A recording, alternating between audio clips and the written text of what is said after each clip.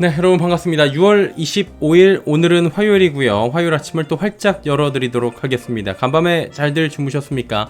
편안하게 주무셨습니까? 별일 없으셨습니까? 저도 별일 없이 아마도 잘 잤을 겁니다. 그리고 6월 25일 화요일에 해는 반짝 떴을 겁니다. 자, 거두절미하고 6월 25일 화요일 오늘 준비된 이야기들 바로 출발해 보도록 하겠습니다. 함께 하시죠.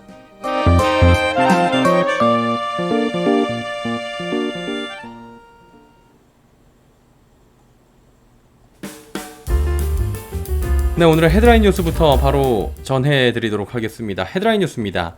자, 오늘은 뉴욕 증시가 어제 예고를 해드렸다시피 조금 이제 제 일정상 다 소화하기가 어려워서 뉴욕 증시를 좀 빼고요. 국내 증시에 좀 집중을 해봤습니다. 어제 국내 증시는 미국은 얼마 내리지도 않는데 국내 증시만 호들갑 떨면서 2거래일 연속으로 하락했고요. 하락 종목들이 상당히 많았던 상황입니다. 잠시 뒤에 마감 시황들 정리해드리도록 할 테고요. 자, 이곳저곳 자진 상패가 이어지고 있습니다. 사모펀드 자진 상패 말씀을 드렸는데요. 그리고 이제 코스닥 기업들도 자진 상패에 나서는, 그리고 이제 뭐 앞으로도 자진 상패 나서는 기업들이 나올 텐데요. 이게 정상적으로 자진 상패가 이루어지게 되고 사실 뭐 모두가 행복한 게 자본시장에서 어렵긴 하지만 어쨌든 간에 자진 상패를 하는 목적이나 혹은 그 결과 자체가 한쪽에만 너무 이득이 가고 한쪽에만 또 너무 불합리한 부분이 있다라면 그 부분도 분명히 문제가 있을 겁니다. 자, 과연 어떤 내용인지 잠시 뒤에 짚어보도록 할 거고요. 이 얘기 드린다고 했잖아요. 중국 전기차가 대한민국에 이제 진출을 합니다. 우리나라 전기차 시장에서 국산 지금 활용도는 80%가 넘어간다, 이런 얘기들이 있을 정도로 국내 지금 EV 쪽은 국산화가 잘 되어 있는데요. 중국산 전기차가 가격과 또 이제 뭐 뻥 성능이긴 한데 달리기 거리를 뭐 앞세워가지고 대한민국에 진출하려고 하고 있고, 딜러사도 모집이 끝났고 여러 가지 방향성이 있을 것 같습니다. 자, 그러면 상당히 위험할 수도 있다고 하는데 오늘은 어떤 식으로 들어오는지 얘네들이, 그리고 뇌피셜을 한 스푼을 넣어봤습니다. 자, 과연 중국산 전기차가 어떤 방식으로 굉장히 좀 이렇게 들어오면, 제가 예상하는 대로 만약에 들어온다면, 진짜 그렇게 된다면 이건 좀 대비가 필요하지 않을까, 이런 생각도 듭니다. 함께 들어보시면서 이 뇌피셜에 대해서 함께 생각해 볼 만한 부분이 있을 것 같아요. 자, 오늘 코스피 코스닥인데요. 어제 코스피가 2764, 코스닥이 841까지 내려갔습니다. 코스닥이 상대적으로 역시나 낙폭이 더 컸고, 오른 종목들 보시면은 235개밖에 안 되고 코스닥은 356개밖에 안 됩니다. 전체 종목 가운데 한 1900개 정도가 내려갔습니다. 2500개 종목 가운데 1900개가 내려갔다고요. 지금 시장이, 미국은 약보합권, 강보합권에서 움직였는데 우리 시장만 지금 이거를 연속으로 이렇게 조정이 나오고 있습니다. 자, 수급도 보시면 외국인들이 좀 많이 팔았고요. 외국인들이 현선물 시장에서 많이 팔았습니다. 그리고 코스닥 쪽은 기관에서 매도가 좀 강하게 나오면서 좀 전반적으로 좀 시장을 누르는 모습들이 현재 펼쳐지고 있었고요. 시총 상위주들 보시면 삼성전자는 올라가는데 하이닉스는 빠졌습니다. 그래도 하이닉스가 마이너스 4%대로 마감을 하긴 했는데, 이게 이제 AI 반도체 관련해 갖고 엔비디아 밸류체인에 들어 있느냐 없느냐에 따라서 올라갈 때도 그랬지만 내려갈 때는 또 SK 하이닉스가 된소리를 크게 맞는 이런 모습들도 현재 보여지고 있는 상황이고요. 현대차, 기아 올라가고 셀트리온도 올라가고 금융주들도 올라가는데 2차전지 쪽도 대체적으로 하락을 했습니다. 뭐 LG엔솔도 그렇고요. 지금 올라가는 종목들도 전체적으로 파란불 전환을 해서 마감이 되어 있는 상황입니다. 자, 그리고 코스닥 같은 경우에는 에코프로 BM, 에코프로 또 내려갔습니다. 그리고 엔캠이 무려 11%가 빠져 내려가면서 23만원대까지 지금 조정이 나오고 있는 상황이고요. 삼천단제약이 최근에 급등 뒤에 조정이 좀 나오고 있습니다. 그리고 실리콘2도 계속해서 올라갈 수는 없겠죠. 실적을 기반으로 어마어마하게 상승률을 가지고 갔었는데 지금은 조금 조정이 나온 모습이고요. 또 펄어비스도 매일 오를 수는 없습니다. 반대로 대주전자재료, 그리고 테크윙 이런 종목들은 상승폭이 꽤 괜찮았네요. 자, 그리고 니켈 가격 살짝 오르다가 다시 내려가는 모습이고, 리튬 가격이 멈춰 있긴 한데 90위안 밑으로 지금 떨어지면서 이 관련된 얘기들도 결국에는 잡음을 내면 얼마든지 낼 수 있는 상황이 됐습니다. 자, 그리고 이거는 중국 쪽에서 리튬 카보네이트, 리튬 선물 가격인데 역시나 저점 부근에서 지금 움직이고 있고요. 수산화 리튬 가격이 LME 쪽인데 여기는 지금 큰 변동은 없는데 상승과 하락 따로 없이 움직이고 있다. 이렇게 보시면 될 것 같습니다.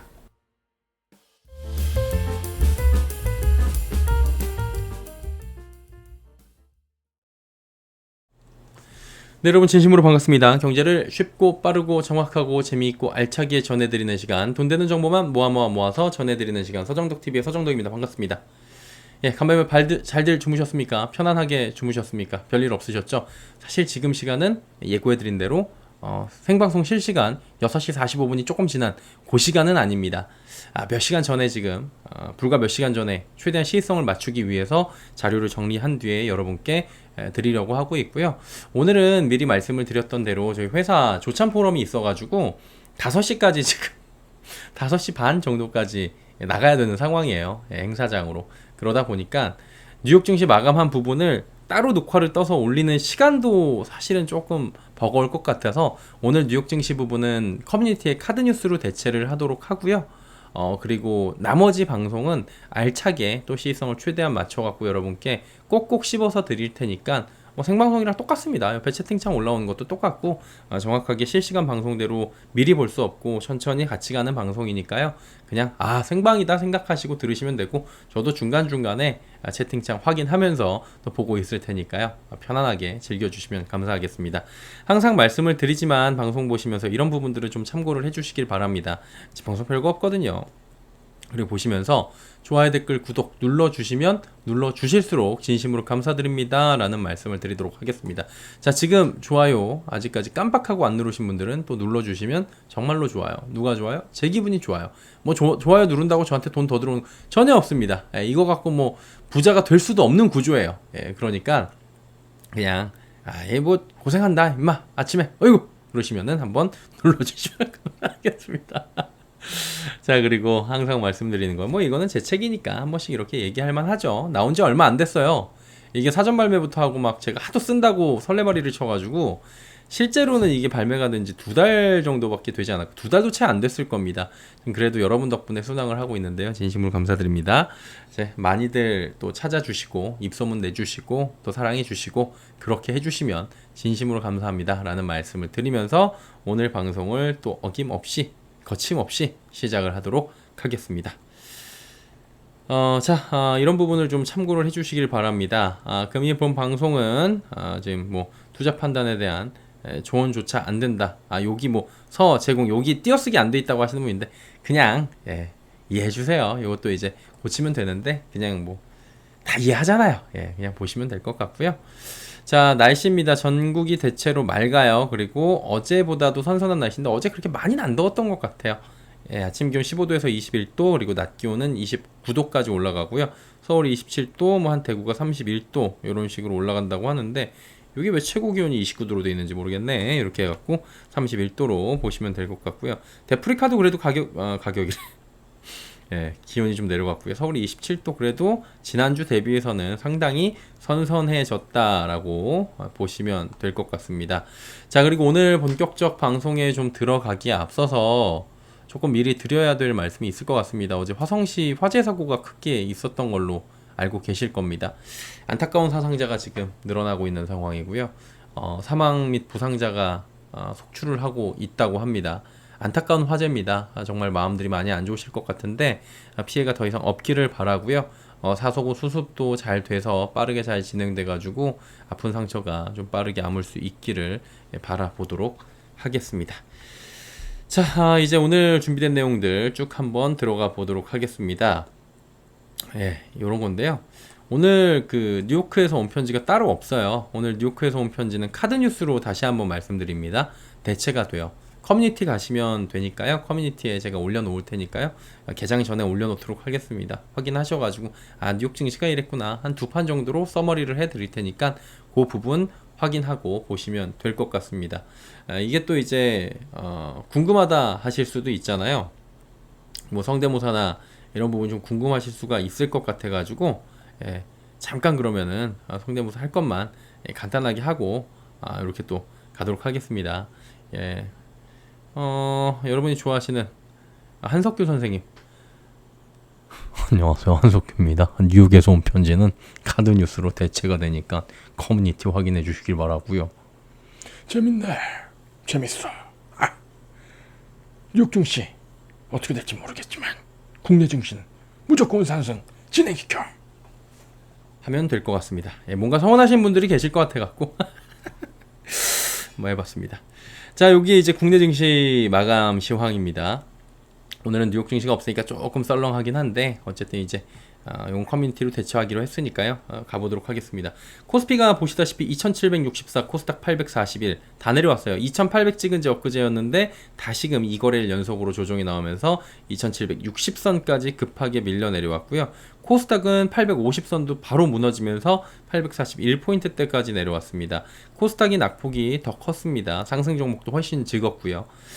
코스피 외국인 그 대량 매도 그리고 나왔고요. 코스닥 대량 매도가 나왔습니다. 코스닥 기관에서 대량 매도가 나왔습니다. 그리고 외국인은 선물 시장에서 대량 매도를 했고요. 그러다 보니까 지금 시장이 확실히 수급에 의한 시장이긴 하고 뭐 그렇긴 한데 선물 시장 통해 갖고 뭐 지수나 시장 조절하고 있는 건 계속해서 마찬가지로 보여지고 있다, 이렇게 보시면 될 것 같아요. 상승 하락 종목인데 어제 삼성전자가 하락하다가 오후 들어가지고 상승 전환을 했습니다. 그나마 얘가 버텨줬으니까 코스피가 덜 내린 거예요. 얘까지 무너졌으면 코스피 2750선대까지 충분히 밀려 내려갈 수 있었습니다. 특히나 예를 들어서 뭐 SK 하이닉스만큼 내려왔다 라고 친다면 코스피 2700 초반까지 밀릴 수도 있었던 상황입니다. 다행히 뭐 삼성전자나 삼성전자 밸류체인에 있는 애들은 좀 덜 내리거나 아니면은 오히려 오르기도 했고요. 또 제약바이오, 금융, 화학, 원전, 조선, 자동차, 태양광, 더위 관련주들, 그리고 대왕고래, 이게 영일만 가스 그 석유 관련주죠. 걔네들은 또 올라갔습니다. 하락은 반도체 대체적으로 내려왔고요. 2차 전지 내려왔고, 전력전선 내려왔고, 중국 관련 소비주, 저 PBR, 음식, 엔터, 로봇, 이런 애들이 지금 하락을 했습니다. 국내 시장이 2거래일 연속 하락이 결론적으로 나온 거고요. 미국은 조정이 지금 약하게 나왔거든요. 지난주 목요일도 그렇고 지난주 금요일도 그렇고요. 이 약한 조정에 국내 증시가 강한 조정을 더 세게 받고 있는 거예요. 특히나 오르던 종목들, 미국은 엔비디아를 필두로 해갖고 AI 반도체 종목들만 지금 조정이 좀 나오고 있는 건데, 이 부분이 이제 우리 시장으로 와서 첫 번째로는 엔비디아 밸류체인에 속해 있는 종목들의 차익 실현을 유도하고 있고, 그 차익 실현이 나오는데 걔네들이 워낙 큰 종목이다 보니까 같이 지수가 내려가고, 야 이거 일단 팔까?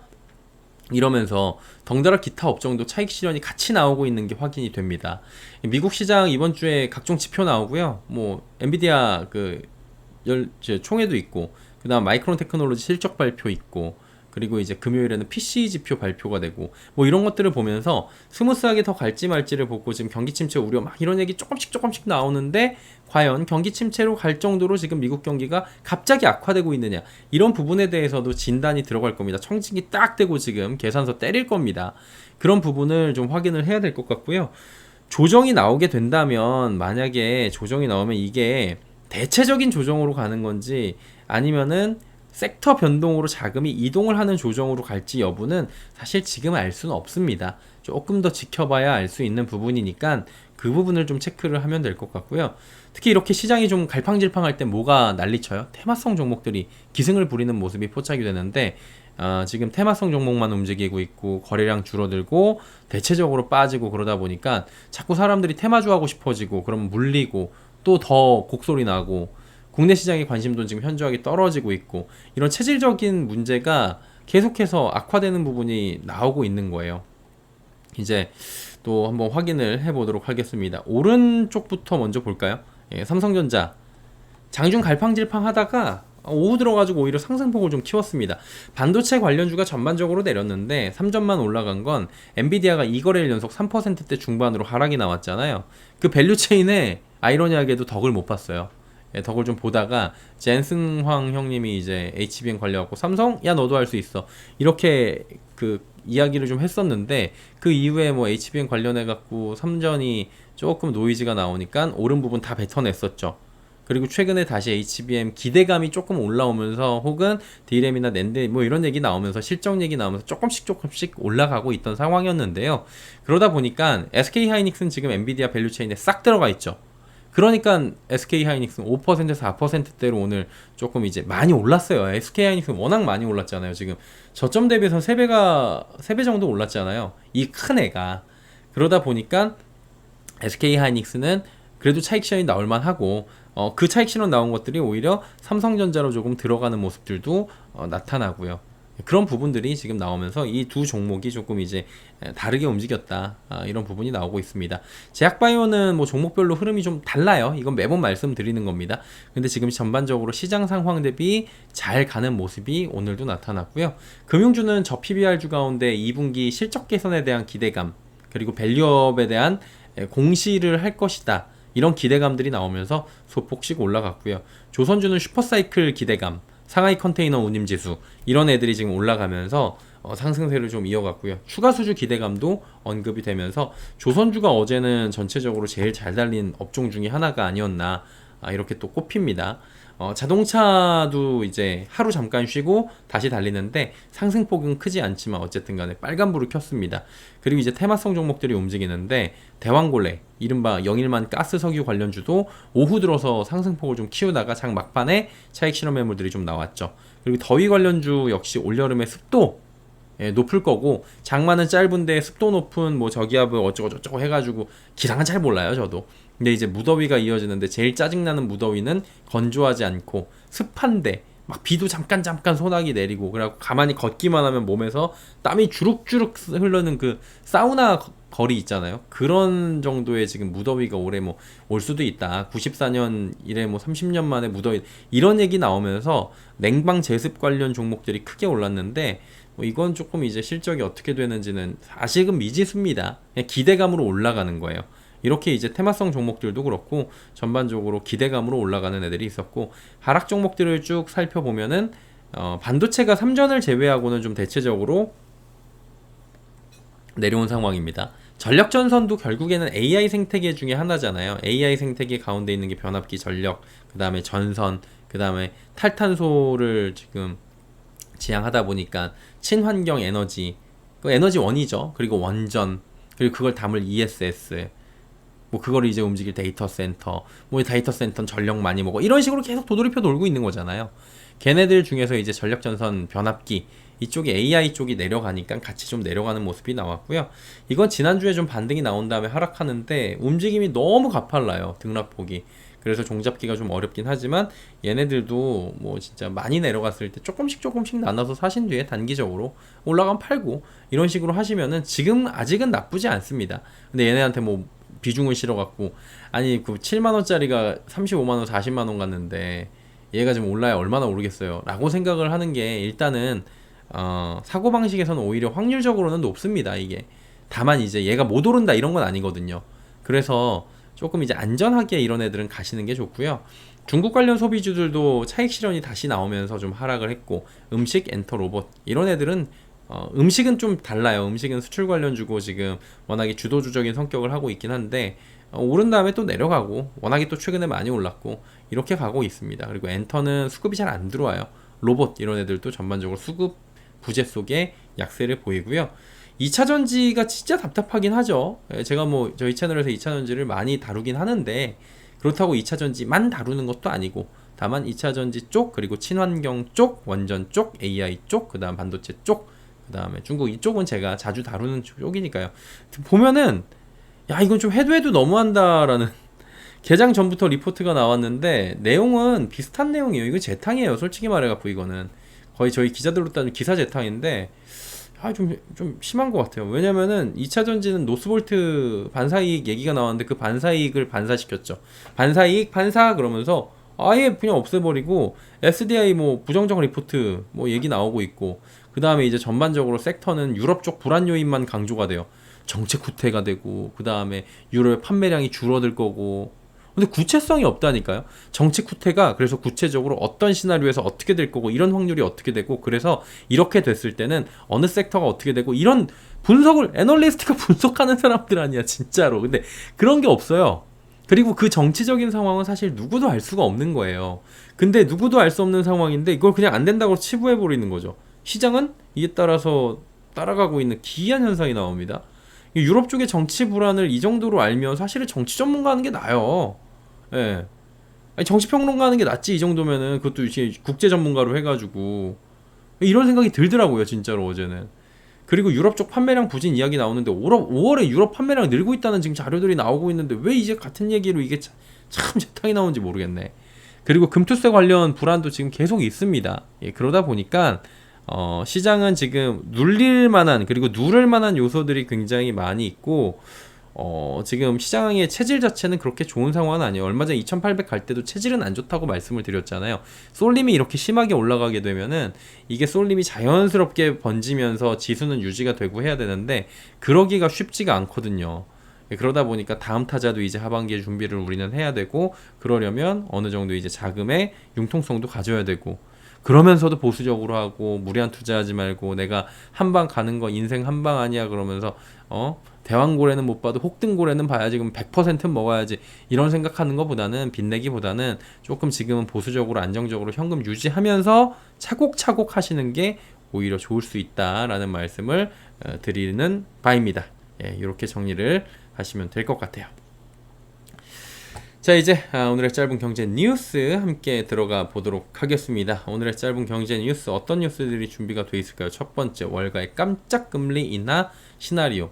사실 이거 근데 제가 연초에 월가가 의외로 이번에 월가에서 파월 아저씨가 금리 인하를 할 수도 있지 않을까요? 하면서 월가는 그때 당시에 막 금리 인하 못 한다 그럴 텐데 저는 금리 인하를 그래도 할 수 있을 것 같아요. 그 이유는요 하면서 자료를 남겨놨죠. 예.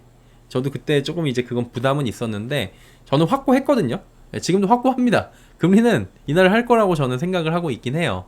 그럼에도 불구하고 지금 뭐 못한다 아니다 뭐 여러 가지 얘기들이 있는데 그건 지켜보면 되는 거고, 확률적으로 내가 높은 곳에 배팅을 하면 되는 거고, 저는 인하하는 쪽으로 해서 지금 생각을 하고 있긴 해요. 근데 월가의 베테랑으로 불리는 스티븐 블리츠라는 사람이 있는데 경제학자예요. 미국 연준이 7월에 금리 인하 가능성을 주장하고 나선 겁니다. 7월이니까 7월 31일 이게 8월 1일인가 그렇거든요. 예, 지금 그러다 보니까 다음 달 당장 다음번 금리 인하 가능성을 주장한 건데요. 미국 이게 대전제가 좀 있어요. 미국 경제에서 경기 침체 징후가 나타날 경우에 FOMC에서 깜짝 금리 인하를 단행할 것이다, 이렇게 주장을 하는 겁니다.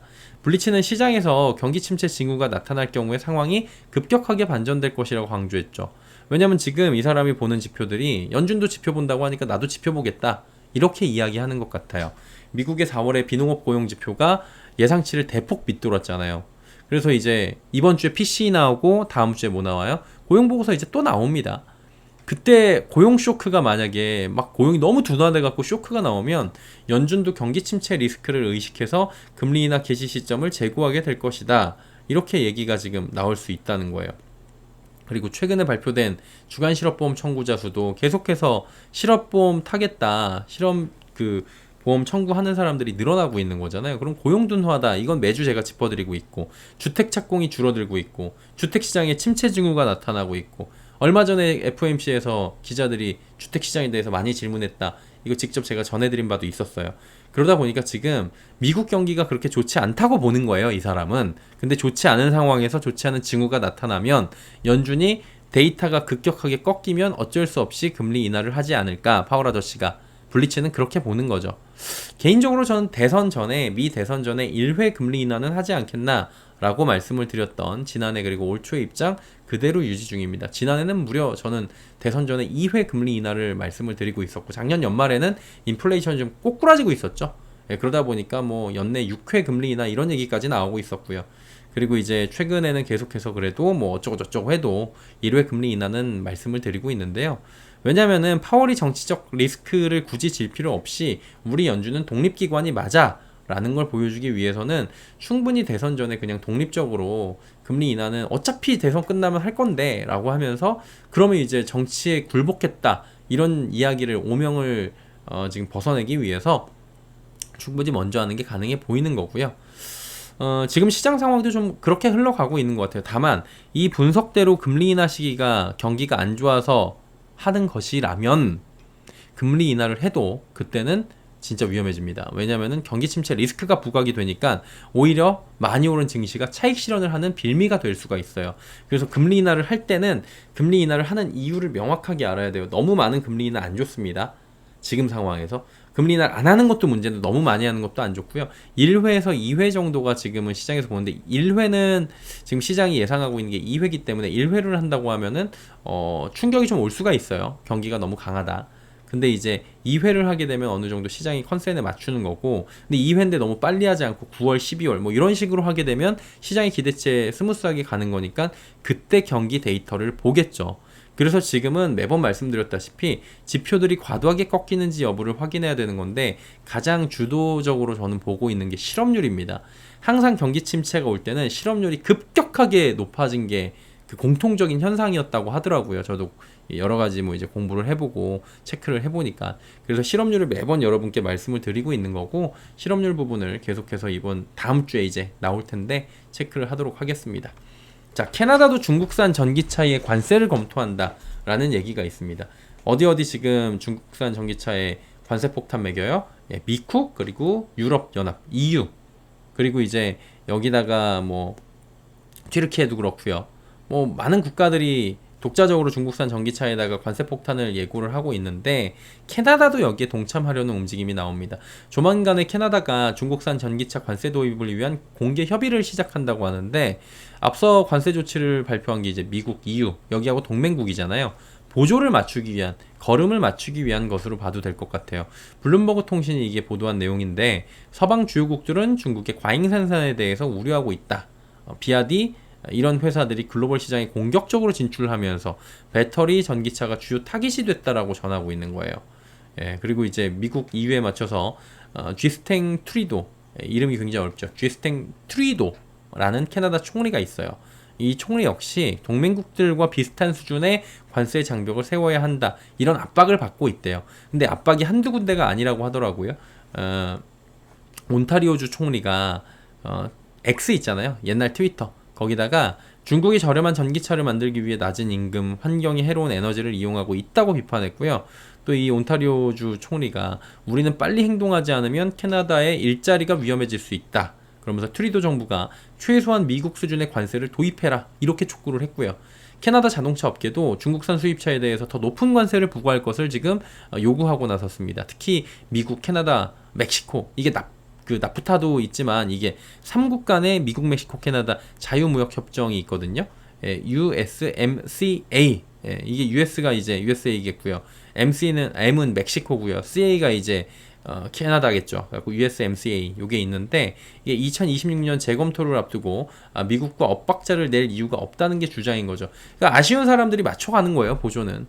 예, 진짜 누가 야 가자 라고 했는데 쉽지 않으면 안 따라가죠. 근데 아쉬운 사람이라면 야 가자, 나와, 그럴 때 거길 따라가죠. 아니면 야 제 손 져치고 나와, 그랬을 때 아쉬우면 따라가는 거예요. 다만 지금 트리도 총리는 현재 중국의 무역 보복 가능성, 이거를 좀 고려를 하고 있다고 하더라고요. 좀 신중한 자세를 취하고 있다, 이런 얘기가 있는데, 일단은 뭐 보복 관세 부분에 대해서는 아예 생각을 안 할 수는 없는 거예요. 이 캐나다 정도 크기면은. 중국 자동차 회사들은 최근에 어떻게 하고 있어요? EU에다가 EU산 자동차에 대해서 보복 관세를 매길 것을 지금 얘기가 나오고 있는 상황이다 보니까, 지금 요거는 이제 캐나다는 조금 이제 확정적인 건 아닌 것 같고요. 지켜보긴 해야 되는데, 아무래도 관세를 높이는 방향성은 가져가지 않겠냐, 이렇게 보고 있는 게 시장의 중론인 것 같습니다. 자, 인천공항 메가허브 초입기. 무슨 얘기일까요? 항공주는 제가 여러 번 짚어드렸죠. 기본적으로 항공주는 환율이나 유가를 먼저 봐야 되는 것도 맞아요. 경기도 봐야 되는 거고요. 이게 달러 결제 시스템이기 때문에 달러가 너무 강하면 그만큼 이익이 줄어듭니다. 반대로 달러가 약해지면 이익이 늘어나는 구조죠. 그럼 원달러 환율을 보면 되는 거고요. 리스 대금의 그 비중이 높잖아요. 이게 그러니까 대금 결제를 보통 항공기를 자사로 가지고 있는 것들도 있지만 대다수가 빌려요. 그럼 리스 비용을 달러로 결제하기 때문에 리스 비중이 높으면 높을수록 이 달러에 더 취약한, 민감하게 갈 수가 있고요. 유가에도 민감하죠. 왜냐하면 국제유가가 올라가게 되면 여기다 들어간 제트유 가격이 올라가요. 그럼 이익이 줄어들죠. 또 가격이 내려가면 이익이 늘어나는 구조죠. 이런 것들에 대한 메커니즘을 다시 한번 좀 생각을 해보시면 좋을 것 같고, 여기에다가 이제 부가적으로가 아니라, 이거 부가는 아니구나, 주로 봐야 되는 게 화물단가, 여객단가, 여객량, 이런 것들은 기본적으로도 같이 봐야 되는 거죠. 그래서 이제 봤더니 지난달 국내 국제선 여객 수송 실적이 공항 합산 712만 명입니다. 그러면 이제 코로나 이전 2019년에 95% 수준까지 지금 회복을 한 것으로 집계가 됐습니다. 대한민국을 찾고 있는 인바운드 여객객 역시 회복세인데요. 외국인 외국인들 입국자 수가 지난달 누적 1월부터 5월 이제 그 기준으로 봤을 때 코로나 이전에 비해서 좀 살펴보니까 한 90% 가까이 회복률을 나타냈다고 합니다. 같은 기간에 인천공항의 화물 운송 실적은 오히려 지금 코로나 이전보다 8%가 증가했대요. 119만 톤이 넘어갔다고 지금 얘기가 나오는데 이건 아마 직구 영향이나 이런 것들이 분명히 있을 거예요. 알태쉬 이런 애들 때문에 이제 해외 직구 많이 하게 됐잖아요. 며칠 만에 들어오고 그 영향이 분명히 있을 겁니다. 최근에 여행이 뚜렷한 성수기가 있는 게 아니라 꾸준한 여행 수요로 또 자리 잡고 있는 것도 있거든요. 그게 트렌드예요. 요즘에 이제 휴가철도 제각각이잖아요. 저희 회사는 벌써 6월달에 휴가 갔다 오신 분들 계셔요. 예. 그럼 이제 6월달에 가는 사람, 7월에 가는 사람, 8월에 가는 사람, 또 어떤 사람은 난 10월에 갈래 그냥 9월에 갈래 이런 사람들도 있거든요. 여행 심리가 어느 정도 이제 사시사철 유지가 어느 정도 되는 것도 있어요. 물론 이제 성수기가 따로 있긴 하지만요. 그래서 중장거리 수요도 지금 꾸준한 회복세를 보이고 있다. 이런 전망이 나오고 있습니다. 여기에 또 이제 보는 게 공항 확장인데요. 인천국제공항 제2여객터미널 T2라고 하는데 여행 항공업계에서는 여객수 증가세 기대감을 하죠. 왜냐면은 항공기가 더 많이 들어올 수 있고 사람을 많이 실을 수 있는 그런 공항으로 변모를 한다면 그만큼 항공사에서도 실어 나를 수 있는 여객수가 늘어나는 거고 화물수가 늘어나는 거고 거기에 맞춰서 뭐 어느 정도만 들어와 주면 이익은 늘어나는 구조인 거잖아요. 그래서 인천국제공항 제2 여객터미널이 이제 T2잖아요. T2 확장하는 4단계 건설 산업이 사업이 11월 정도에 마무리가 된대요. 올해. 이게 17년도에 처음에 삽을 떴는데 이제 드디어 7년여 만에 완공이 되는 겁니다. 굉장히 넓어지고요. 여기에 수용 능력도 지금 한 1억 명을 웃도는 여행객을 품을 수 있을 정도까지 지금 늘어나게 된다고 합니다. 2,900만 명이나 늘어난대요. 그래서 이제 여기를 그러면 어디가 이용할 항공사가 어디냐 이건데 그건 아직 뭐 확정적으로 정해진 건 아닌데 대한항공이 기존 T2를 이용하고 있는 점을 감안해서 대한항공과의 기업 결합 이후에 아시아나항공도 T2에 들어올 가능성이 좀 있지 않나 이렇게 업계에서는 보고 있더라고요. 수용 가능 인원이 늘면 뭐예요? 이익을 더 늘릴 수 있는 게 당연해지잖아요. 그러면 기대감은 나올 수 있고요. 여기에 맞춰서 얼마나 여객 수요가 받쳐주느냐 이게 지금은 관건일 겁니다. 항공 여객 쪽은 많이 못 오른 대표적 섹터로 꼽히기도 하는데 저가 매수세 유입이 지금 트렌드처럼 더욱 강화될 경우에 그 경우입니다. 그리고 좀 환율이나 유가 부분이 조금 이제 개선을 보일 부분에 실적 개선 기대감 뭐 이런 기대감들이 동반해가지고 좀 이제 저가 매수가 들어올 수 있는데 다만 얘네들을 둘러싼 조금 전에 말씀드린 이런 대외 환경 변수나 기본적인 변수들 정도는 체크를 하시면서 보는 것도 괜찮을 것 같아요. 자, 그리고 어제 이 소식이 들려왔습니다. 포스코 퓨처엠, 캐딜락, 리릭에 양극재, 음극재 동시 공급한다. 양극재 공급하고 있어요.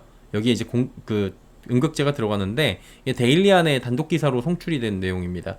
GM사나 이제 캐딜락 브랜드가 있잖아요.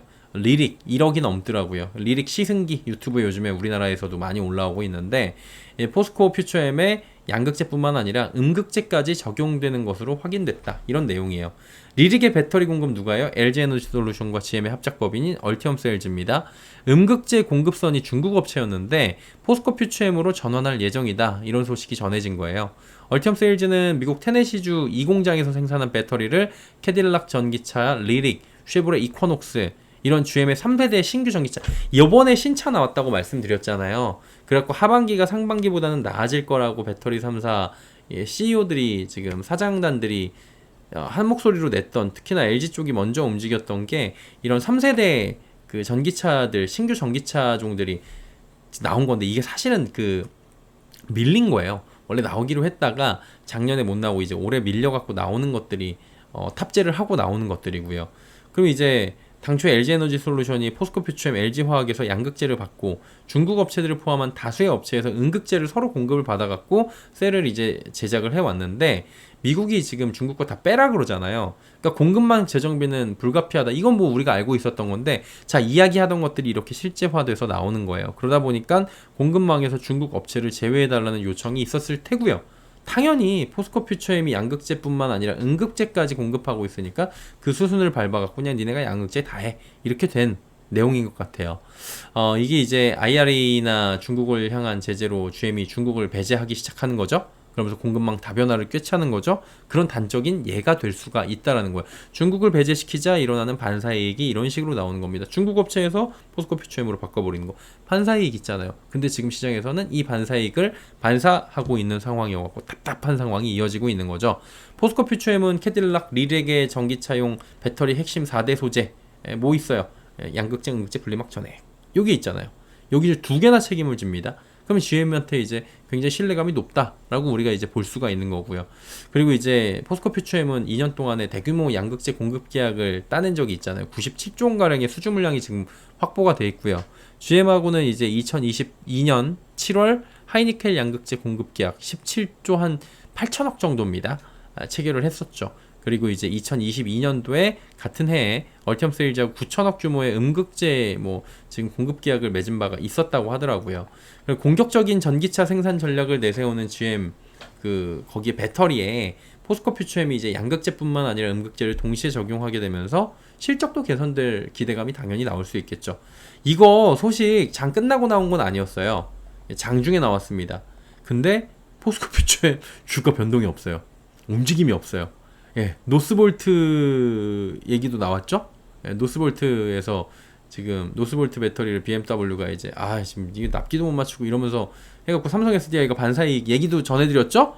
거기다 이제 얼티엄 음극재도 나오죠? 와, 근데 이 호재에 정말 무반응합니다. 그리고 악재는 어때요? 진짜 재탕 악재도 아니야. 그냥 재탕에는 강한 반응을 보이고 있다.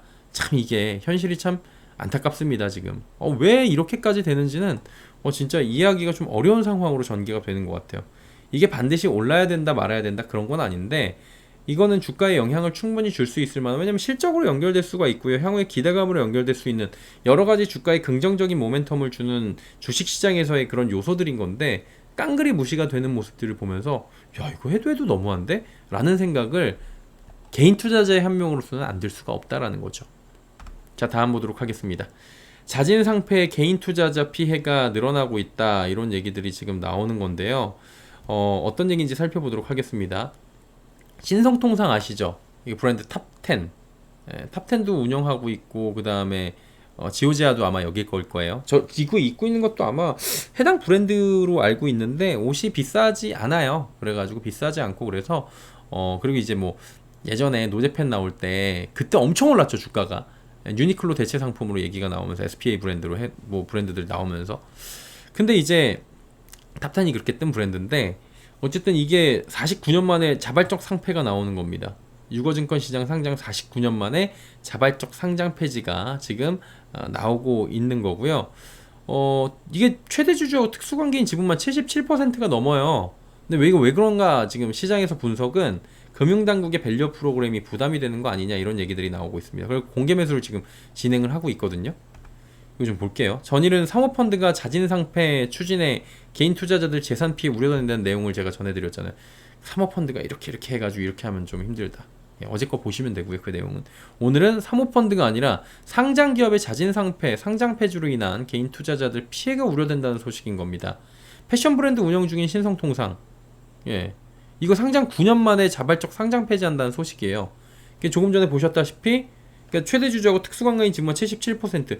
그럼 이거는 물량이 잠겨 있다는 얘기인 거잖아요. 그럼 개인 투자자들이 지금 뭐 품절추처럼 볼 수도 있는 거고, 그 다음에 굉장히 저평가됐다고 볼 수도 있고, 그 다음에 이익금도 많이 지금 쌓아놓고 있으니까 개인 투자자들이 그런 거를 분석을 해가지고 딱 저길 들어갔는데 상패한다네? 황당한 거죠. 왜 그랬느냐? 밸류 프로그램이 부담됐던 거 아니냐라는 거고요. 지난 21일부터 다음 달 22일까지 공개 매수 기간이고요. 발행 주식 22.02%를 주당 2,300원에 공개 매수해가지고 77%잖아요. 넘잖아요. 특수관계인하고 최대 주주하고. 요거 잠시 뒤에 이제 지분관계 보시면 되는 건데, 그럼 나머지 이거 요만큼만 지금 2,300원씩 사가지고 그냥 상장 폐지하고 우리 이제 공개된 기업이 아니고 비상장 기업으로 다시 간다, 이렇게 하는 거죠.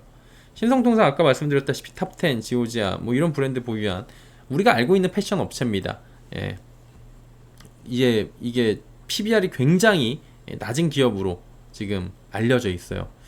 그러다 보니까 이게 코스피 기업인가? 코스닥 기업인가? 잠깐만요, 한번 볼게요. 저는 이거 코스닥 기업으로 보긴 했었는데 한번 볼게요.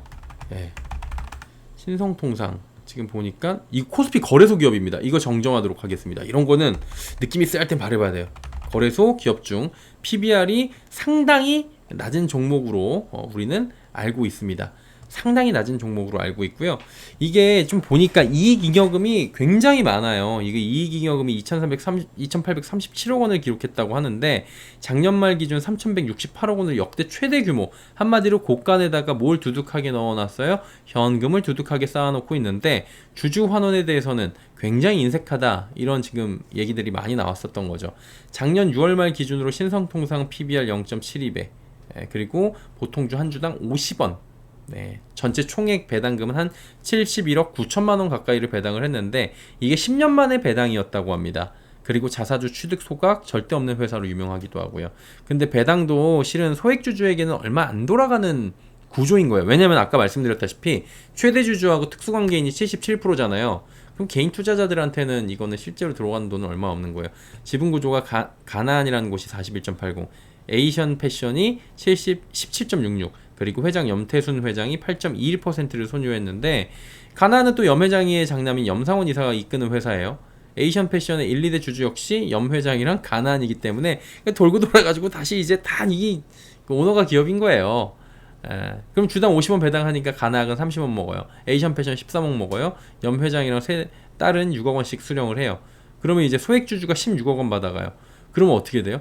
전체 지금 받은 금액 가운데 71억 가운데 16억 밖에 개인 주주한테는 안 돌아갔다라는 거죠. 그러다 보니까 이게 주주를 위한 배당이었냐? 그 당시에도 그런 얘기들이 좀 나왔었나 봐요. 그러다 보니까 이게 업계에서는 신성통상의 자발적 상장 폐지, 이거 자체가 결국엔 밸류 프로그램을 추진하고 있는 금융당국의 요구에 대해서 지금, 왜냐하면 돈의 곡간도 두둑하고 PBR도 낮고 한데 우리가 이걸 다 피해가기가 어렵지 않을까, 이러다 보니까 그냥 자발적 움직임으로 나오는 그런 게 아닌가라는 시선이 강한 거고요. 지분 대부분을 말씀드렸다시피 지금 오너 일가가 보유하고 있잖아요. 그러니까 차라리 상폐하자, 이렇게 얘기가 나온 거 아닌가라는 분석들이 시장에선 줄을 이루고 있습니다. 물론 그래요. 기업들은 정부의 밸류 프로그램 자체가 좀 부담이 될 수 있긴 합니다. 이게 지켜야 되는 것들도 있고 이제 뭐 법적인 리스크는 없다곤 하지만 이게 하라 그랬는데 안 하기도 뭐하고 참 그래요. 면책 조항도 있을 테고 하겠지만, 근데 상장을 유지하는 것보다 비상장으로 넘어가는 게 기업 입장에선 득되는 것이 많다라고 아마 느꼈을 겁니다. 이런 거 저런 거 따져봤을 때. 그리고 이제 사실은 상장, 이 기업 공개라고 하는 것을 하는 이유는 투자자를 모집해가지고 이제 기업이 퀀텀 점프를 하기 위한 거잖아요. 그걸 하지 않고 돈이 더 필요하지 않고 투자금이 필요하지 않은 종목들은, 기업들은 굳이 상장 안 하는 기업들 굉장히 많이 있습니다. 대표적으로 이제 현금부자, 부영 이런 그룹들이 상장 안 돼 있잖아요. 많은 상장사들이 상장기업보다는 비상장사를 유지하는 게 기업 운영에는 편리하다고 이야기하는 것도 사실입니다. 돈 많으면 상장 안 하지, 이런 얘기들이 진짜로 나와요, 시장에서는. 그래서 일부 기업은 상장 안 하고 그냥 운영하는 기업들도 굉장히 많습니다. 오너 지분 굉장히 많고 하면은 그렇게 운영해요. 한마디로 이거는 사측의 판단하에 계획대로 자진상폐를 하는 거는 얼마든지 가능한 일이에요. 근데 자진상장 폐지를 할 때 기업 가치에 적정한 보상을 주주들한테 같이 가져갈 수 있느냐, 동업자인 거잖아요, 이거는. 아니, 동업하고 있는 사람들한테 나 이제 사업 접을게, 아니면 뭐 할게 그러면서 떼주는데, 떼주는 것 자체가 이게 맞아요? 이게 책정된 게? 라고 동업자들은 이야기를 할 수가 있는 거잖아요. 그러니까 적절한 보상을 저희 주가로 지금 해주던지, 아니면 주식 매수 청구권을 부여할 때 가격을 좀 이제 지금 시장 가치에 맞춰서 한다든지, 이런 얘기들을 지금 소액주주들은 하고 있는 거예요. 이 과정에서 소액주주들의 금전전 재산 피해 발생하지 않도록 해야 되는 거고요. 저도 이거 한번 당해봐갖고 안다니까요. 기분 되게 나빠요. 당하고 나면 진짜 손 쓸 방법도 없고, 저는 이제 합병에서 비율이 진짜 이상하게 들어가가지고 당했었거든요. 실제 이 기업은 소액주주들의 거센 반발로 자발적 상장 폐지가 좀 순탄치 않을 것이라는 전망들이 나옵니다. 자진상폐를 하려면 최대 주주 지분율이 95%를 넘어서 지금 77% 가지고 있는데 꽤 많이 사들여야 되거든요. 그래도 한 18% 이상은 사들여야 되는 상황인 거예요. 근데 이제 사람들이 그러면 누군가가 이 가격에 응해야 되는 건데, 52주 신고가가 2,520원인 신성통상의 공개 매수 가격은 2,300원입니다. 소액주주 입장에서도 사실은 터무니없이 낮다라고 얘기하고 있고, 전일 종가가 지금 2,280원이었거든요. 그럼 여기에 응할 필요가 별로 없지 않을까라고 지금 보고 있는 거죠. 당연히 주주들의 반발도 거센 거고요. 그리고 뭐 이 기업이 지금 이런 상황에 얘기가 나오는 거긴 한데 꼭 이 기업뿐만이 아니라 모든 기업에 대해서 우리 이거는 좀 고민해 볼 필요가 있는 거예요. 지금 주가 현 주가가 싸니까 그 주가에 맞춰 가지고 우리가 매입할게. 그러니까 우리는 다 매입을 한 다음에 상장 폐지할게 라고 하면 그 주식에 해당 가격에 지금 팔려고 하는 사람들이 얼마나 될까라는 걸 생각을 해봐야 되는 거예요. 입장 바꿔서 대주주한테 그러면 당신 지금 2,300원에 우리한테 넘겨요. 누군가가 와서 라고 한다면 그렇게 할 수 있을까에 대한 고민을 입장 바꿔놓고 한번 해봐야 되지 않을까라는 전 개인적으로 생각이 듭니다. 저 가격이 합당한지 보려면 대주주도 당신도 가능해요? 라고 물어봤을 때 오브코스 라고 하는 정도가 되고 그럼 거꾸로 한번 해봅시다 라고 얘기도 해봐야 되는 거죠.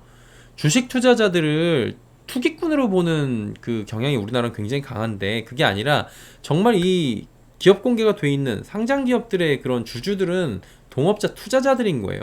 이들이 생각하는 적정 가치나 밸류에이션이 있을 거고 그것들을 바라보면서 고간에 쌓인 돈이 얼마니까 이렇게 되면 이렇게 될 거야 라고 나름의 분석을 하고 저평가라는 그런 얘기들을 듣고 그리고 저평가가 맞는지 확인을 하고 저평가니까 물론 그냥 묻지마 투자하는 사람도 있겠지만 그렇게 얘기가 지금 분석을 하고 얘기도 듣고 해가지고 나온 거고 이 종목 자체나 대다수의 저평가 종목들은 괜히 저평가라는 이야기가 나오는 건 아니에요.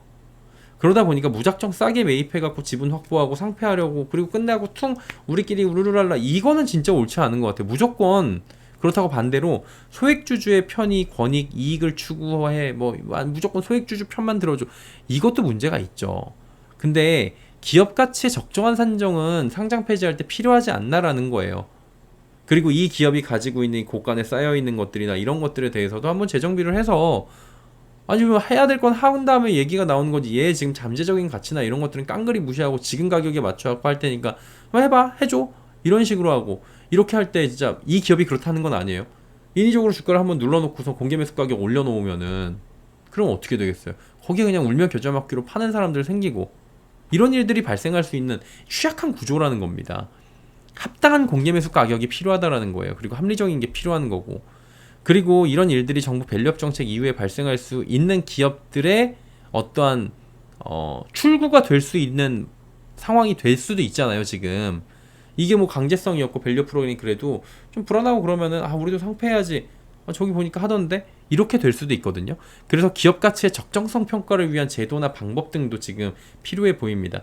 현재 이 사모펀드나 대주주 상장 폐지를 위한 공개 매수가 뭐 이제 쭉쭉쭉쭉 이어질 수 있잖아요. 앞으로도 더 기업의 적정 가치에 대한 현실적 논의가 조금 이제 필요하지 않나라고 보여집니다. 이 부분은. 자 이제 다음으로 가보도록 하겠습니다. 중국 전기차의 대한민국 진출. 여기 왜 이렇게 돼 있어? 이렇게 되면 상당히 위험할 수도. 중국 전기차의 대한민국 진출. 이렇게 된다면 어떻게 위험해지는지 한번 살펴보도록 하겠습니다. 일단은 중국 전기차, 또 중국에서는 안방 호랑이죠. 그리고 이제 전 세계적으로도 판매량은 많습니다. 다만 중국 내수 판매량이 많다라는 부분도 우리가 체크해야 되고 뭐 유럽 같은 데에서도 좀 팔리긴 할 거예요. 동남아 쪽에서도 그렇고. 이거 비아디 들어옵니다. 이게 지금 딜러사를 선정을 한 거예요. 비아디가 국내 벤츠, BMW, 포르쉐 판매 딜러사, 한성자동차, 도이치모터스, 세영모빌리티, 삼천리모터스 얘네들을 이제 수도권 딜러로 선정을 하고 판매 지역을 확정을 한 겁니다. 거기다가 이제 비아디가 홍콩 BMW 딜러 업체 한 곳도 수도권 딜러로 영입했고요. 그러면서 이제 처음에는 수도권 중심으로 판매 활동을 이어가고 향후의 네트워크 확장을 위해서 비수도권 딜러 선정 작업도 하려고 하는데 뭐뭐 들어오냐면은 실, 돌핀, 아토 얘네는 좀 싸요. 비아디는 실도 잠시 뒤에 보여드릴 텐데 좀 싸고 그렇습니다. 지금 뭐 하고 있냐면은 환경 안전 인증 절차를 밟고 있고요. 한 2-3개월 걸리니까 올 하반기에는 비아디 판매가 시작이 되고 또 누군가 사겠죠? 그럼 우리나라에 돌아다니겠죠. 자, 연내 국내 진출 가시화되고 있다는 소식은 지금 계속 들려오고 있었는데 좀 구체적으로 나온 겁니다. 딜러사 선정을 했고요. 그래가지고 조금 더 구체적으로 보면은 한성자동차는 서울, 강남, 강동, 그리고 서초, 분당, 수원, 동탄은 도이치, 세영모빌리티는 강북, 경기, 의장부가 아니라 의정부, 의정부, 일산, 삼천리모터스는 양천구, 인천, 경기, 안양 이렇게 합니다. 뭐 하반기에 말씀드린 대로 비아디 전기차가 돌아다니는 모습을 보게 될 거고요. 실, 돌핀, 아토 뭐 이런 세 가지 출시 예정 판매를 위한 환경 인증 절차를 현재 밟고 있다고 합니다. 그러니까 곧 나올 거예요. 이건 뭐 기정사실인 건데 그렇다면 우리가 봐야 되는 거는 중국 전기차가 국내 시장에서 어느 정도 성공할 수 있느냐라는 건데, 생각보다 이거 잘 팔릴 수 있어 보인다라는 이야기가 들려오고 있고, 저도 이거 만만하게 볼 거 아니고 생각보다 좀 많이 팔리지 않을까라고 좀 생각도 들긴 합니다. 그럼 얘네들이 어떻게 공략을 할 거고, 그 다음에 좀 얘네들이 구석을 파고들거나 이런 부분들이 분명히 나올 거예요. 근데 만약에 오늘 제 뇌피셜도 한 줌이 들어가는데 그런 식으로 들어오게 된다라고 한다면 이건 조금 이제 대안이 필요할 것 같다라는 생각이 들어가지고 오늘 방송을 하는 부분도 분명히 있는 겁니다. 중국 전기차는 뭘로 맨날 어필해요? 싼 가격. 그래가지고 그 싼 가격을 좀 이제 중국 본토에서 보조금 받고 막 싸게 너무 나와가지고 세계 시장을 교란시키고, 그 다음에 그런 방식으로 해갖고 그 해외에 있는 여러 가지 기업들을 다 죽이고, 그 다음에 나중에 이제 시장 완전히 엉망진창 만들어 놓으니까 그거 막기 위해서 지금 배터리나 전기차에 대해서 관세를 높여버리고 있는 거잖아요. 가격을 인위적으로 높이기 위해서. 그래서 지금 얘네들이 쉽지가 않은 상황인데, 그래도 얘네는 가격 플러스 성능이라고 얘기를 해요. 가격은 뭐 기정사실이죠. 대한민국도 예외가 아니고요. 세일이라는 이게 세단이 있는데 3,420만원 수준으로 지금 중국 현지 가격은 상당히 저렴합니다. 우리나라에 들어와서 이제 뭐 보조금이나 이런 게 어떻게 될지 모르겠는데 이거 굉장히 저렴해요, 얘네들 거. 이게 실이에요, 이게 실. 조금 전에 말씀드린. 근데 크죠, 생각보다. 이게 3,420만원에 만약에 들어온다라고 하면은 요거 꽤 세요. 예. 이거 저런 걸 누가 타, 중국차를. 아유 짱, 뭐 이렇게 하고 막 얘기 나올 수 있잖아요. 근데 그래도 타는 사람은 있어요. 그리고 이제 저희 채널 보시는 분들, 특히나 이제 산업에 관심이 있으신 분들께서는 중국산 배터리 엉망진창이야 그러는데, 저도 자동차 좋아해가지고 카페 같은 거 막 사고 싶어서 좋아하는 건 아니고요. 그냥 이래저래 보는 거 좋아하고, 요즘에 또 이제 차를 바꿔야 돼가지고 이래저래 좀 알아보고 있다가 보는데, 얼마 전에 좀 충격적인 얘기를 봤어요. 뭐였냐면은 테슬라 모델 Y인데, 모델 Y를 타는 분이 이제 매물을 내놓은 거예요. 이 제품은 중국산 인산 철이 아니고 지금 3원계가 들어가 있는 지금 굉장히 좋은 제품이다 그랬더니 밑에 중국산 배터리가 3개 제패했다던데 크크크크크크크 다 중국산 쓰는데 그게 무슨 의미, K 배터리가 무슨 의미, 막 이런 얘기가 나오는 거, 파나소닉이 무슨 이런 얘기 막 하는 거예요. 그러니까 사람들이 거기에 되게 동조를 많이 하더라고요. 나 이번에 중국산 배터리 탑재된 중국에서 만들어진 테슬라 싸게 샀는데 개이득 그러고 있고, 타는데 아무 의미 아무 이런 거 없으면 말 딱 써 있어요. 근데 그분이 그래가지고 좀 아시는 분이고, 어떤 분이 또 이제 막 그 글을 좀 써가지고 중국산 싸서 그런 거다, 싸서 그렇게 돼 있는 거다 그러면은 왜 옆에 진짜 논리가 좀 안 맞더라고요. 왜 사람들이 그러면 다 그거 사겠음? 막 그러는 거예요. 그러니까 싸니까 사죠. 그러니까 싸도 사는 이유가 있을 거. 이거 앞뒤가 안 맞잖아요. 지금 이런 식으로 사람들이 중국산 배터리가 굉장히 좋다라고 실제로 인식하고 있는 사람들이 많아요. 이거는 누가 이제 알려줄 필요도 없잖아요. 이거는 자기가 공부할 필요가 없으면 알 필요가 없는 거잖아요. 그러니까 일반적으로 나와 있는, 대체적으로 나와 있는 자료들이나 아니면 언론 매체 기사들이나 헤드라인만 보고 뭐 이런 것들만 보고선, 아니면 어떠한 그런 분석이나 이런 것들이 여기저기서 나올 때 잠깐 보니까 중국산 배터리가 1등이라더라, 한국 배터리 큰일 났네, 이런 얘기가 나오니까 실제로 그렇게 된 경우가 굉장히 많이 있는 것 같더라고요. 근데 그런 상황 속에서 한 3천만 원대 이런 큰 차가 들어왔을 때는 전기차 처음 사볼 때 괜찮겠는데, 이런 생각을 하는 사람이 없겠냐고요. 있을 거예요. 가격적으로 밀고 들어올 확률이 굉장히 높습니다. 그리고 이거 취재를 해보면은 비아디나 이런 중국 전기차 업체들 있잖아요. 어느 정도의 고율의 관세를 맞고도 가격 전략으로 그래도 밀어붙이고, 그 정도로도 좀 자신 있다, 준비돼 있다, 이런 이야기들까지 하고 있다는 얘기들이 들려와요, 지금. 그러면 어떻게 돼요? 국내 시장도 예외 없이 저렴하게 들어올 겁니다. 그 전략은 같이 쓸 거예요. 얘네들의 전략은 항상 똑같았어요. 그러면 결국에 그 가격을 주고 그 성능을 기대할 수 있느냐? 중국 브랜드인데 이게 외제차로 사람들이 봐줄 것이냐? 차는 이동수단이기도 하지만 품위유지 수단으로 우리나라는 사용되는 좀 특이한 포지셔닝을 하고 있잖아요. 그러다 보니까 이거를 어떻게 성능까지 나올 것이냐? 사람들의 그 어떠한 그 차라는 부분, 어떻게 보면 액세서리처럼 보기도 하잖아요. 이게 뭐 전기차는 전자제품으로 보시는 분들도 있던데, 어쨌든 그 기대가 되느냐 부분인데, 성능을 소개하는 부분만 보면 상당히 매력적이라고 그러잖아요. 3,420만원, 주행거리 650km. 이거 저기 EV3보다 훨씬 좋은 거예요. 그러면 가격은 싸고 주행거리는 길고. 근데 완전히 뻥이죠, 이거는. 왜냐면은 중국은 중국 자체에서 연비 측정 기준이 있는데 그게 굉장히 후해요. 예. 이 중국의 연비 측정 기준 자체가 미국 대비 30%, 유럽 대비 20% 높게 나오는데 국산 차종, 대한민국 차종은 미국의 기준을 보통 따라가고 유럽 현재 기준을 따라가기 때문에 그리고 우리는 굉장히 극한의 상황에서도 만드나 봐요. 그래서 미국 기준을 따르니까 한 30% 정도 우리는 적게 나올 수 있겠죠? 중국 대비해가지고 에어컨 히터 겨울철 강추위까지 고려해가지고 주행거리를 측정하고 있습니다. 그러다 보니까 EV6 롱레인지가 우리한테 500도 안 되는데 중국 기준 주행거리는 700 가까이 가서 41%가 늘어나요. 반대로 하면은 얘네들이 지금 600 몇십이라고 얘기가 나오는 게 들어오면 40%가 깎일 수 있다라는 얘기예요. 우리나라에서. 얘네 진짜 엉망진창이잖아요. 얘네 맨날 뻥성내고 뭐 기린 배터리가 뭐 몇 킬로미터 간다는데 본 적 없고 충전 5분 만에 완충된다는데 본 적이 없어. 그게 실제로 본 사람은 없어요. 그러다 보니까 이제 탄 사람들의 입소문이 어떻게 되는지가 굉장히 중요하겠죠. 그런데 이제 전기차에 대한 관심이 있는 사람이 아니라 아까 말씀드렸다시피 중국산 전기차가 상당히 좋다라고 인식하고 있는 사람들이 많고요. 이거 뻥 성능인 것도 잘 모르시는 분들이 실제로는 많이 있다고 하더라고요. 근데 이게 무서운 게 뭐냐면 전기차라는 게 이제 경험을 해보지 못한 분야잖아요. 처음 타보는 사람들이 대다수입니다. 그러다 보니까 비교 대조군이 없죠. 그러면 내연기관과 단순하게 이제 비교 정도만을 하는 경우가 많다라고 지금 분석들이 나오고 있는 상황입니다. 실제로 모델 Y LFP 타는 사람들도 원래 그런 줄 알아요. 배터리 뭐 차이 있겠어. 아까 말씀드렸다시피 이런 경우가 많고요. 650 달린다고 해놓고 겨울에 300km 달리게 되잖아요. 겨울엔 원래 그렇게 타는 거지 라고 넘어가는 일도 발생할 수가 있는 거예요. 왜? 비교 대조군이 없고 난 이거 처음 타니까. 자식 전기차 안 탈래. 이럴 수도 있어요. 이런 사람들이. 전기차는 가격도 내연기관에 비해서 비싸잖아요.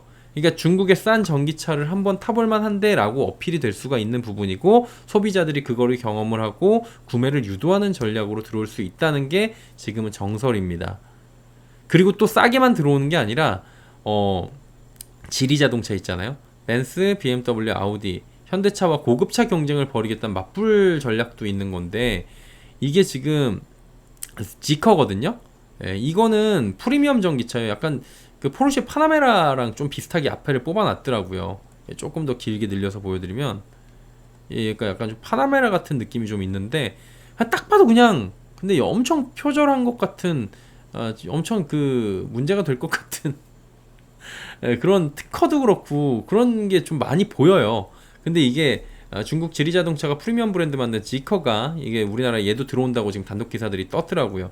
지커 001 얘인데 얘게 중국에서 5,110만원에 판매 중이라고 합니다. 비아디 아까 말씀드렸던 돌핀, 아토 그 다음에 아까 요게 이제 나오는 건데 얘가 지금 셀이잖아요. 셀이 3,420만원인 거고 그 다음에 뭐 세 가지가 있는 건데 그것보다도 지금 절반 가격 절반 가격도 안 되는 거예요. 돌핀은. 근데 얘가 지금 5천만 원이 넘게 그럼 얘는 경쟁 차종이 아이오닉 6로 가는 건데 한번 붙어보자 이거야? 라는 겁니다. 그럼 뭐예요? 한마디로 저가 전기차에 프리미엄급까지 들고 들어오면서 대한민국 상륙 작전에 중국 브랜드들이 올해부터 본격적으로 나선다 라는 거잖아요. 그래서 일반적인 판매와 함께 저는 한 가지를 더 생각을 해봤어요. 얘네들이 진짜 전략적으로 들어오는데 저도 들은 얘기가 있거든요. 이게 그래가지고 제가 뇌피셜이랑 조금 섞어가지고 지금 들려드리는 부분은 좀 감안을 하시는데 한번 생각을 같이 한번 해보시면 좋을 것 같아요. 뭐냐면은 저는 이제 택시업계를 공략하지 않을까 싶은 거예요. 특히 법인 택시들 말이죠. 택시를 타보시면 아시고 이제 택시 관계자가 주변에 계시다면 아시겠지만 개인 택시, 법인 택시가 있잖아요. 그 이제 프리미엄 택시들도 있고요. 근데 법인 택시들은 대체적으로 가성비 좋은 차를 씁니다. 뭐 소나타를 쓰면 소나타 LPG 가운데 택시 전용 모델이 있고 여기는 필수 옵션만 들어가 있고 굉장히 저렴합니다. 그쵸? 그러면 이제 법인들은 그거를 산 다음에 굉장히 정비를 오랫동안 하면서 최대한 이제 이윤을 남기는 거고요. 그래서 법인 차량들은 대다수 이제 택시 전용 모델들 그리고 옵션이 상당히 빠져있는 모델들을 많이 사용을 하죠. 필수 옵션 뭐 오토매틱이나 이런 것들 그 정도만 달려있는 거죠. 개인 택시는 요즘에 보면은 종종 각자 기호에 맞춘 모델들도 나오긴 하는데 개인 택시 같은 경우에도 고급형 모델을 선호한다기보다는 대체적으로 택시 전용 모델들을 많이 타신다고 하더라고요. 그러면 이제 가성비를 찾는 거잖아요. 가성비를 얘네들이 들고 들어와서 택시 모델을 좀 쓰지 않을까. 특히 법인 택시를 대량으로 진짜 진출을 하지 않을까라는 거예요. 택시는 무서운 게 뭐냐면은 운행하는 대수가 많아지잖아요. 길의 노출이 늘어나죠. 그러면 자연스럽게 홍보 효과도 커지죠. 그리고 거기에 한번 타보는데 택시 요즘에 카카오나 이런 걸로 불렀는데 내가 부를 때 뭐 뭘 선택할 수 있는 건 아니잖아요. 프리미엄 택시를 선택하지 않는 이상은. 그럼 갑자기 얘네들이 만약에 했다고 쳐요. 그래갖고 얘네들이 왔어. 그럼 얘네를 타봤는데 사실 뒤에서 잠깐 탄 건데 뭐 크게 문제 없네? 내가 오너 드라이버가 아니니까. 이런 경험을 해볼 수가 있기 때문에 이게 상당히 전략적으로 들어오면 무서운 발상이 될 수가 있다라고 보여지는 거예요. 결국에 법인 택시 회사에서 그럼 얘네들이 구입을 해줘야 되는 거잖아요. 근데 비싸잖아요. 근데 싸게 들어오면 얘네들을 사는 거잖아요. 그럼 법인 택시 회사에서는 얘네들을 대량 구매를 하려면 가격적 메리트가 확실히 있어야 하는 거고요. 근데 가격적 메리트를 지금 3천만 원대 뭐 2천만 원대 들고 들어와가지고 택시에 들어온다면 이거 할만한데? 라고 전체적으로 이제 택시가 나오면 다음 바꿀 땐 얘네로 바꿀 때라고 생각할 수가 있지 않을까 저는 생각을 해보는 거고, 관건은 저렴한 가격도 좋은데 가성비도 좋은데 전기차는 뭐예요? 충전 인프라. 충전 인프라가 갖춰져 있지 않으면은 얘네들은 진짜 어렵잖아요. 그럼 그 법인 택시들이 들어와가지고 대량으로 수십 대씩 있는 차량들 그 회사별로 들어오는 건데 그게 막 들어와가지고 충전소를 이용을 해야 되는 건데 그 충전소가 안에 좀 있어야 되고 여러 대가 나올 수 있고 막 급속 충전 이런 것도 있어야 될 거 아니에요. 그러면은 비아디가 전체 차량 계약을 하면서 충전 인프라까지 그냥 시원하게 제공을 하는 방식으로 장기간 우리 거를 몇 년 동안 몇 대를 사줘라 라고 얘기를 하면서 계약을 유도하고, 뭐 택시회사 입장에서는 싸게 들어주고 인프라까지 깔아준다고 하고 이득이 많이 나는데 그거를 이제 굳이 피할 이유는 없는 상황이 서로 간에 만들어지는 이런 상황이 되지 않을까라고 뇌피셜을 한번 굴려보는 거예요. 중국은 전기차 보조금으로 어마어마한 돈을 지불하고 있습니다. 이거는 다 나와 있는 사실이에요. 이 얘네들의 방식으로 볼 때는 현지에 진출하기 위해서는 온갖 방법을 다 쓰려고 할 겁니다. 미국에는 아예 기술 이전해주면서 공장 짓고 그러잖아요. 이거 못 해주겠냐고요. 인프라 구축해주는 방법은 당연히 들어올 수 있는 방안 중에 하나일 것 같아요. 그리고 그에 대한 조건으로 상당 기간 해당 법인에서 비아딩 차량 뭐 지커나 이런 것들 차량을 택시로 구입할 수 있게 해주고 뭐 이런 상생관계를 가져가는 게 불가능한 이야기도 아닌 거죠. 그러면 이제 택시 운전하시는 분들은 뭐 거리가 짧든 멀든 간에 한번 나가갖고 들어와가지고 택시 뭐 이런 일들이 발생을 하는 거고, 이게 이제 한번 들어오게 되면 계약 기간이 있으니까 어떻게 할지 모르고 이런 상황이 좀 발생할 수도 있다라는 거예요. 물론 이제 이거는 어디까지나 가설입니다. 왜 그러냐면은 택시가 옛날에 삼성자동차가 SM5가 초기 실패했었어요. 근데 이게 이제 뭐냐면은 100만 대 팔린 이게 100만 킬로미터 뛴 SM5인데 택시업계에서 이게 인정받아가지고 다시 역주행한 케이스거든요. 이게 잔고장이 없다고 지금 택시업계에서 얘기가 나오고 입소문이 난 다음에 잘 팔렸었어요, 그 당시에. 그래갖고 택시업계에서 성능 좋다라고 소문이 나면 인정받을 수 있다라는 것도 분명히 있다라는 거죠. 그래서 이게 약간 테스트베드 같은 그런 부분이 있는 거죠. 그러면은 여기다가 넣을 때 비아디 같은 애들은 차량을 특별히 신경 써서 넣어줄 확률도 있지 않을까, 이렇게까지 한번 가보는 거예요. 그럼 뭐예요? 이거 운전했는데 나쁘지 않은데? 그럼 가성비에 입소문 전략까지 내려고 하는데 그럼 이제 또 괜찮은 걸 여기다 넣어줘요. 아까 650km라고 그랬는데 30% 40% 깎아버리면 400km 정도 달리면 뭐 하루 운전하고 들어와가지고 충전시켜놓고 또 다음 분이 가지고 나가고, 법인 택시에서 이런 식으로 하는 전략을 나오다 법인 택시하다 이제 개인 택시로 바꾸시는 분들이 괜찮았는데 나도 한번 써볼까? 이렇게 할 수도 있는 거고요. 이런 전략들을, 근데 이제 복불복이나 여러 가지 품질 문제들은 나중에 발생을 할 수도 있는 거죠. 뻥연비에 대해서도 이제 타다 보니까 이게 좀 문제가 많은데? 라고 하지만 이미 그건 계약을 한 뒤나 아니면 나중에 얘기가 나올 수도 있는 거고요. 그래서 이런 생각지 못한 부분으로 이런 식으로 툭 치고 들어올 경우에는 얘네들이 점유율이 생각보다 높아질 수도 있다라고 지금 가설을 한번 세워볼 수가 있는 거예요. 대한민국 시장은 큰 시장은 아닌데 우리가 또 이제 전기차 부분에서 현대 기아가 워낙 지금 잘 나가고 있고 발전하고 있고 약진하고 있는 상황이고요. 배터리는 지금 중국이랑 점유율에서는 좀 밀리긴 하지만 얘네 안방 내수가 있기 때문에 전반적으로 품질이나 이런 걸 봤을 때는 K배터리를 우수성을 잘 알리고 있는 거잖아요. 근데 이게 완전히 중국산에 점령당하는 일은 없어야 되지 않겠습니까? 라는 거예요.